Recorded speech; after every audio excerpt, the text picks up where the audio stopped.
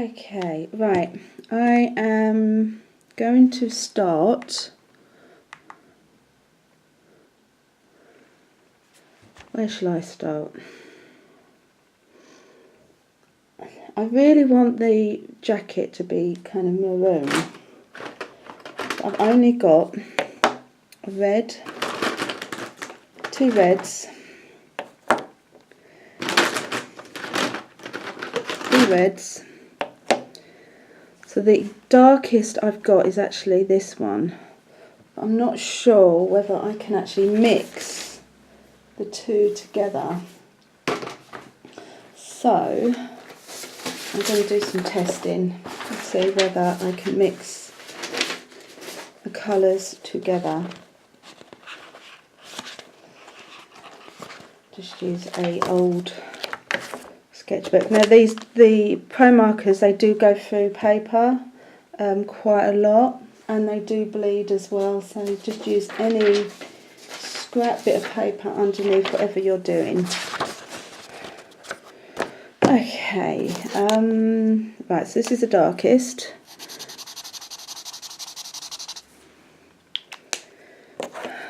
Second, you see, there you go, they're quite similar actually, and that's really bright. So the likelihood is I'll use the darker one, which is that one, and see whether I can blend them together. And it would be easier, I'm going to use a grey there, to actually go out and buy a maroon pen. But the only place near me is Hobbycraft, and I find that when you go in there, a lot of people have used the pens. You don't know which person, you know, if the actual pen has been used up by people testing them all the time. So I like to use a traditional art shop, because you know that you kind of know that the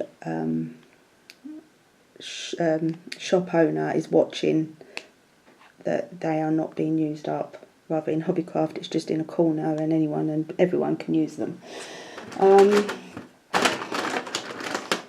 Right, try purple underneath the red. That's quite dark as well, you see. There you go. See whether I should do a grey underlay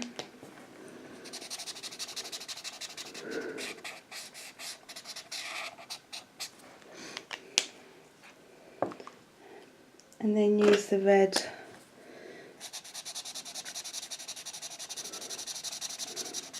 underneath, maybe. Still not maroon.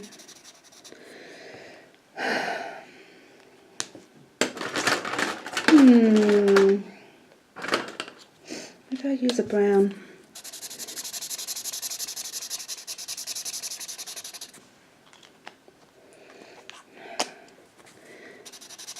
Now, I'm not professional with Pro markers. I've used them for a bit and I do really like them. See, I think the brown's better. I think I might actually use the brown as the underlay and see how we go with that. I think that might be the option. See, it's just trial and error with Pro markers. It really is. There's probably some videos on Skillshare. So as you can see, it has gone through the bleed. So keep an eye on that. Now, the paper I'm using is Windsor and Newton Promarker paper. I bought it from the range because it was cheaper, and I'm using A3. Okay, right, so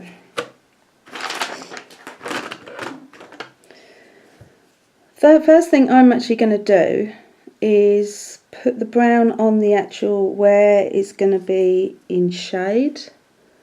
Now let me see if I can, I'll go up here first so you can actually see what I'm doing. So I'm going to do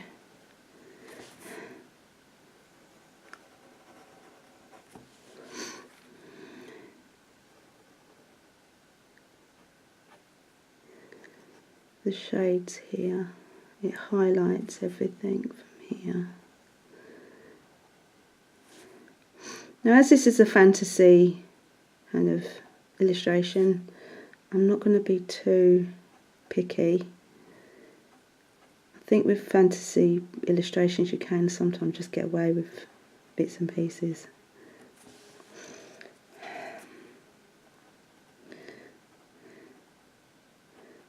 Okay,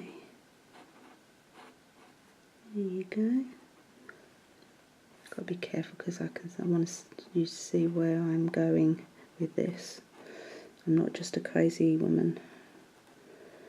Right. Okay, so I'm going to go over the top.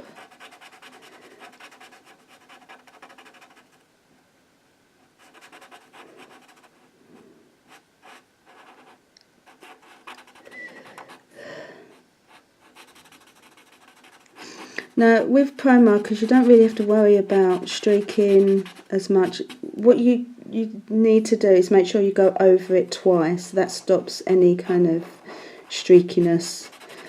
They look so professional actually when they're on and when they're dried.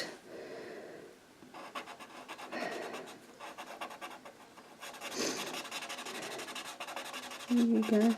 Now sometimes I do use gouache over the top, which you can use, especially with highlights and shadow. I have tried it on this paper. It's actually really, it is quite forgiving. I don't know if if you go on my website, you may see an illustration that I did. If you haven't, hang on, I'm just going to grab it.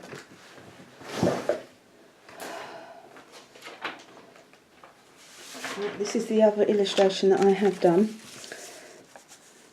Okay, now I use Pro markers on the face, but I've used gouache on the background and her blouse as well, and I've used on the ear too, and on this bit, on the roundel. So I've used a bit here, bit there. It is quite forgiving. It's not crumpled the paper as I thought it may do. I thought I wrecked it, but it's actually come out really well, and gouache is really good to give you a really matte finish. So yeah, so that's that one. So I'm going to keep on going on with this. This illustration is probably going to take me quite a while to finish. I'm not going to be able to finish it today, obviously. I'm not going to rush it. So I hope you enjoyed this video. Hopefully I will do some more.